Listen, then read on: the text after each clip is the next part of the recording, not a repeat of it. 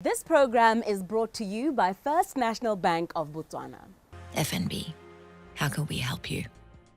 Good evening and a very warm welcome to First Issues. As tonight we present to you another special edition, full-length discussion with Kenya's Professor Patrick Lumumba.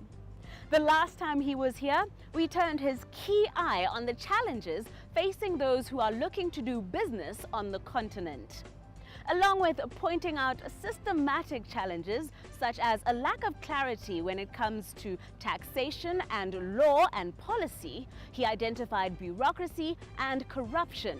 He also spoke of the need for visionary leadership within the corporate world, as opposed to the, quote, prima donnas with no regard for sustainability and who are a curse upon African institutions that we see now. Tonight, we pick this exemplary speaker's brain on another topic that is close to both our hearts, that of regional integration. Looking to understand what is stopping Africa from the integration and cooperation that, with its combined wealth of resources, would make this continent the economic powerhouse that it should be. There are several levels. At the local domestic level, African leaders have affinity to boundaries, the thing called sovereignty. We are independent, free, and sovereign. And it came about in 1963, the OAU Charter, the doctrine of the inviolability of the independence boundaries. And therefore, we have this love for little power. We are small fish in small ponds, and we prefer it that way. That is the domestic problem. The other one is external. Many of the world powers, Europe, America, China, and India, would prefer us the way we are, small and divided, because when we are small and divided, we are easy to manipulate. And to that extent, therefore, they create, in a very subtle way, schemes that are designed to create suspicion amongst African countries and to undermine regional economic blocs. And when they do that, then they are able to enter into bilateral relationship with Botswana. So the entire 27-country regime of EU is dealing with Botswana. My own view is that we should not blame them. We should blame ourselves. If the age-old saying is that unity is strength, the whole idea and the whole concept of Ubuntu that we are now beginning to talk about must not be Ubuntu in the very primordial sense. It must be at the national and regional level, that we must reason as SADC. When we reason as SADC, we have a market to talk about. When you talk about 300 million people about in SADC, then that is a market. When you negotiate as SADC, and you are negotiating with the European Union, you will not be manipulated, because every country will be alert, and there are things that you negotiate in the context of the umbrella of SADC as SADC, and country-specific issues as Botswana, Swaziland, Angola, Mozambique, South Africa. If we do that, and we have a common policy, for example, of standardization, if goods are entering into SADC from China, this is a uniform standard, so that we don't have one good entering into a SADC country with a different standardization requirement, and then ultimately it will find its way in all the other SADC countries. So if you do this approach, first of all, by thinking big and recognizing that if you are big, you neutralize a lot of little domestic things. If you are big, you neutralize negative ethnicity, because you discover that in the SADC region, you are dealing with very many other nationalities, and you'll begin to think big. And number three, you must ensure that you guard yourself against old countries which want to manipulate Africa. The problem of Africa is that in this chess game of economic activities, Africans have never been the chess players. Africans have always been the pawns to be manipulated. And going forward, I think we must now elevate ourselves, and we must be the chess players. I don't know who we are going to be playing as the pawns, but let us at least graduate. We have been pawns for too long. And if we do that, then this unemployment that we are talking about, a population of Botswana, if you are to position yourselves effectively, This would be the economic mecca of SADC together with Namibia. And many South Africans now would be locating here, have attractive taxation regimes, have tax holidays for a period of time. Little countries in Europe, like, such as Luxembourg, Liechtenstein, the little countries of Andorra, and this, what do they offer the world? Or Macau in China, what do they offer? Just proper taxation regimes. And once you have that, you are good to go.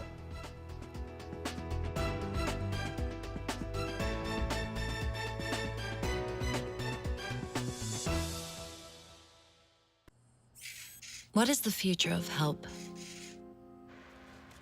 It's to help people find the great in themselves. The drive, the passion. Help them find their true potential. Help them stretch. Help them grow.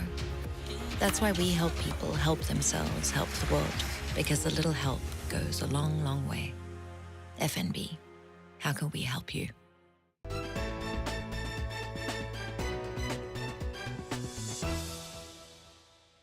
What does Professor Lumumba have to say to those that fear that opening up the country's borders will only see Botswana's interests lost under an influx of stronger, more competitive products and peoples? That is myopic and the thinking of the small-minded. There are certain areas which, of course, will be ring-fenced for the people of Botswana. There are certain areas that will say this is a no-go area, and I support that. But there are other areas which you open to people, and you'll discover that through that kind of competition, you'll actually improve the quality of your labor. So in my view, there is this misguided view that persists in very many African countries, that when you open your boundaries, then there'll be an influx of people coming to Botswana to seek employment. That myth and that kind of thinking has been debunked by Rwanda. Rwanda said no work permit for Kenyans, no work permit for Ugandans. They have benefited from it, because people are moving from this country and going into Rwanda, and they're improving the quality of education, and the net beneficiary is Rwanda herself. So it's the small who think that the cake is too small. The cake is big enough, and in any event, the cake must continuously be baked. And if you bake it, it becomes larger, it becomes more plentiful. So I'm not fearful. And I believe that there are good men and women in this country who are capable of coming up with clear policy positions which identify the areas where you need skill and the areas where you need to be protected for the locals. If you do that, of course, at a forum such as this, one cannot go into the details or the nuances of it. But once you have the fundamental macro view of it, then it is possible that you have two views, the bird's eye view and the worm's eye view. And the combination of that will help you to move in the right direction. And if you may say, oh, this is an abstract thinking, Mauritius is doing exactly that. They are telling people, if you want to incorporate a company in Mauritius, you can do it as we sit here. Rwanda, you can actually incorporate a company as you sit here. And I think even the Seychelles have introduced such a scheme. Quick thinking. Look at Dubai. Dubai and Qatar and Oman and Brunei, Darussalam. These were countries and emirates that had nothing about 30 years ago. Today, you and me, when we want to shop, where do we think of? Abu Dhabi, Dubai, Qatar City, Doha, Brunei, Darussalam. So my view is that it can be done. But you've got to have bold individuals who are prepared to move with deliberate effort, taking necessary risks, and doing what they know can be achieved. From his extensive knowledge of both the positive and negative happenings on the continent at this moment, where does our guest honestly expect Africa to be in the next 10 to 20 years? There are a number of things that I think Africa must deal with. I think Africa must deal with the unnecessary conflicts that we see in the continent. It pains one to no end that you have these conflicts in South Sudan. You have these unnecessary conflicts in Bangui in Central Africa. You have activities of organizations such as Boko Haram in Nigeria. You have the conflicts such as we are seeing in southern Cameroon of the so-called Francophone and Anglophone. You have the political agitation such as you are seeing in Kenya or Uganda or Burundi. We must, and this must be done at the continental level, find a solution to all these conflicts, the Democratic Republic of Congo that I did not talk about. Because once you have these conflicts, it means that a lot of our resources are diverted into acquisition of arms and other things, mines that are being planted which make arable land inaccessible. So number one, deal with the conflicts. Number two, deal with the remove tariff and non-tariff barriers so that we are able to allow our goods and services to move. When you do that, you improve intra-African trade. Conservatively, I think that the intra-African trade stands at anything between 14 and 20%. That is unacceptable. I believe that intra-African trade should, in the next 10 to 20 years, be in the neighborhood of 60%. Once you do that, then you are beginning to make sense. The other thing that we must do is that we must have energy. And I'm very happy with the Ethiopians in this regard, that between 1984 and now, from something that was less than 2,000 megawatts, Ethiopia now generates power in the excess of 10,000 megawatts. You are now beginning to think industrialization. We must go to the Democratic Republic of Congo and do Ingadam. Because once you do Ingadam, then you are powering Central African Republic, you are powering Angola, you come down south here, you've got to do something about solar. If the Namibians say that 3% of their solar energy can power the whole of Europe, it should not be an advertisement at Hosea Kutako Airport. It should be something that is on the ground. Botswana should be in the forefront of providing clean energy. Once you have energy, then you are going to move in the direction of creating an industrial base. Then we must move into agriculture. In the mining sector, for example, like here in Botswana, diamonds, as Ian Fleming of the James Bond fame would have said, diamonds are not forever. And if diamonds are not forever, we must look forward to the day when we will not have the diamonds. Go into agriculture.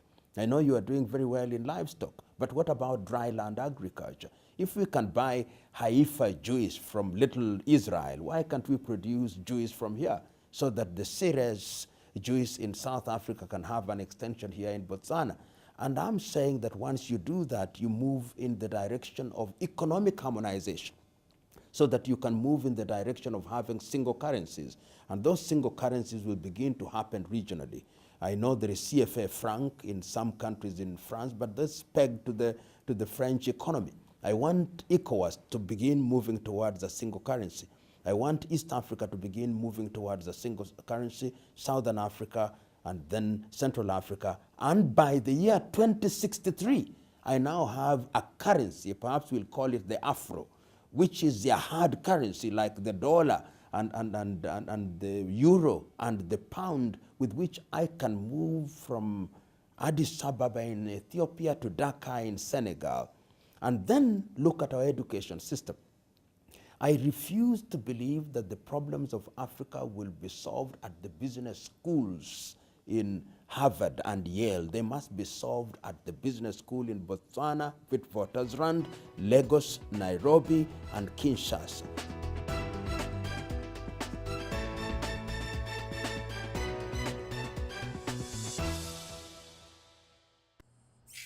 What is the future of help? It's to help people find the great in themselves. The drive, the passion. Help them find their true potential. Help them stretch. Help them grow. That's why we help people help themselves, help the world. Because a little help goes a long, long way. FNB, how can we help you?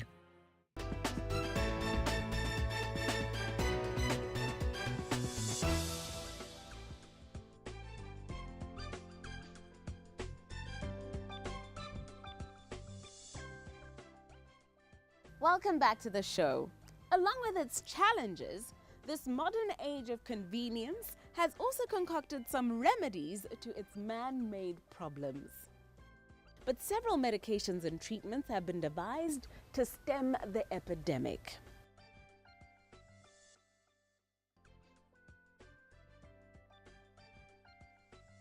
Heart failure may cause problems with the rhythm, and if the rhythm goes, you can put in a pacemaker. A pacemaker is an artificial battery. There are now sophisticated batteries which actually stimulate the heart and contract the heart. We call them left ventricular assist device, which basically means they are assisting the main chamber, which is the left ventricle, to pump harder. They are in the United States, they are called interim measures to a transplant. Here we don't have a transplant program, and so they would be used as a definitive treatment to support the heart.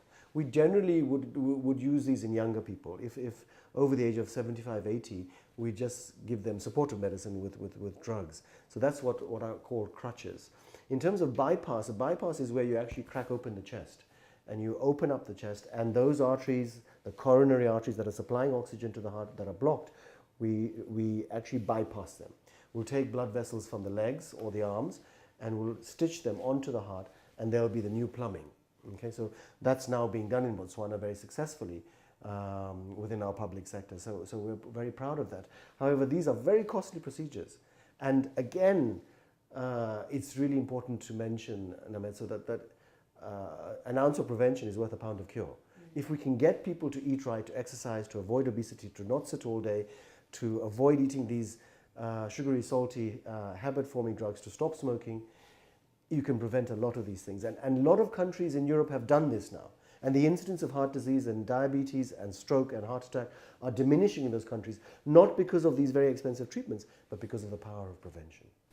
How expensive are we talking, so that our patients, our viewers have an idea? Well, a bypass where we actually replumb the heart for after a heart attack can cost anything between 200,000 to 300,000 pula. A pacemaker will cost anything between 40,000 to 50,000 pula. The left ventricular assist device is anything more than 500,000 pula. So these are expensive procedures. And don't forget, Namet, so that these are not only procedures that are expensive as the unit price, but you have to monitor them. So they have to keep coming back to a hospital. They have to keep taking medication, which we need to monitor in a laboratory.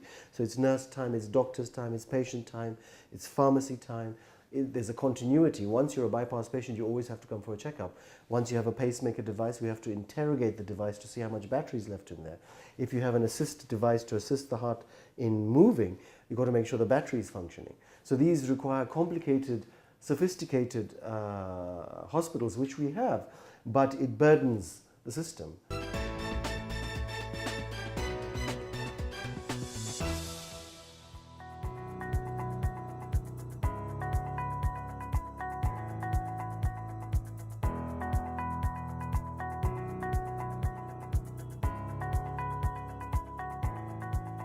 Thank you for staying with us. In tonight's installation of Business Basics, we use the experiences of Ostrendo Investments of Francistown to explore the challenges of expanding a business's operations.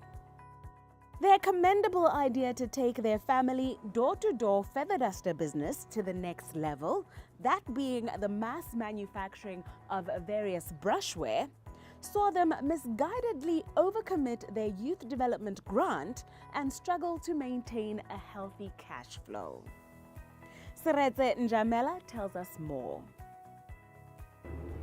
Re tlhaboletse ka go dira madirelo kwa re berekelang teng, so re na le workshop ko Francistown Aerodrome ko industrial yakere, so ke gone ko re direlang teng dilo tsa rona. Business gona ana go botokanyana mara ntse re totoba market o teng, mathata ke madi, re kgona go nna le di-order-a gongwe be re tlhoka madi a ka rekang di-material tse di bategang nngwe. Let me say ga se kense o bata sengwe ga ke na madi a ka reka material yo o batlang, so ke tabo ke diega gore ke bone madi a teng yone. A gone ne re ntse re na le madi one a la ke ra youth, so ne re kgona go duela babereki ka madi one a le a mangwe a na a setse mo accounteng.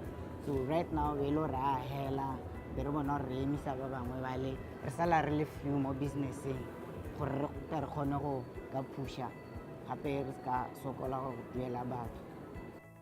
Head of Business Banking at FNB Botswana, Petra Sibina, says Ostrendo is not alone in their folly. Many companies fall into similar traps when looking to grow. Growth is good, but if it's unmanaged, it can be dangerous as well. Because sometimes you expand exponentially before you even manage your own gain.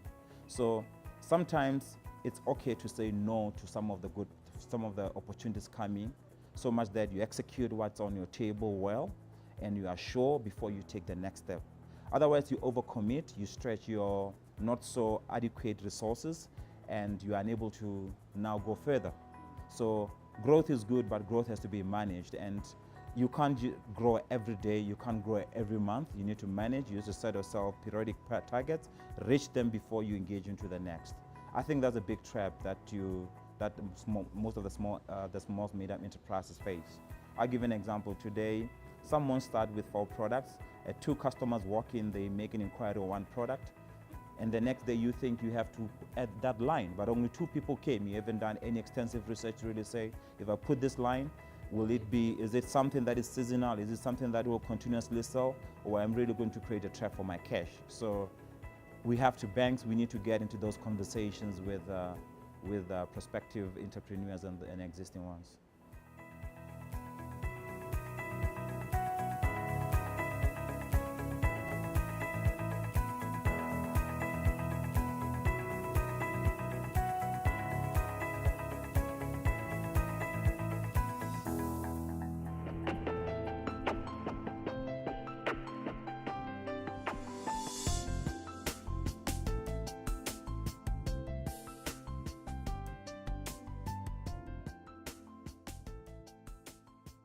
Thank you for staying with us. In our exploration of what the stock market has to offer potential investors, a lot of attention has been paid to shares, the more popular investment product. Tonight, however, we take a look at the full range of investment products available at the stock exchange. Investment is the proactive use of money to generate returns. Now, when you look at investment, there are 2 elements that investors have to be aware of. That is the risk profile of your investment product and the expected returns.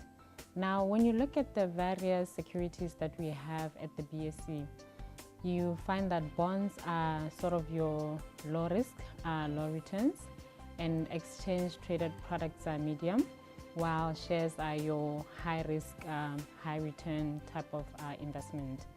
Now, when you look at investment generally, the investment landscape, there's a lot of different products. This program was brought to you by First National Bank of Botswana. FNB, how can we help you?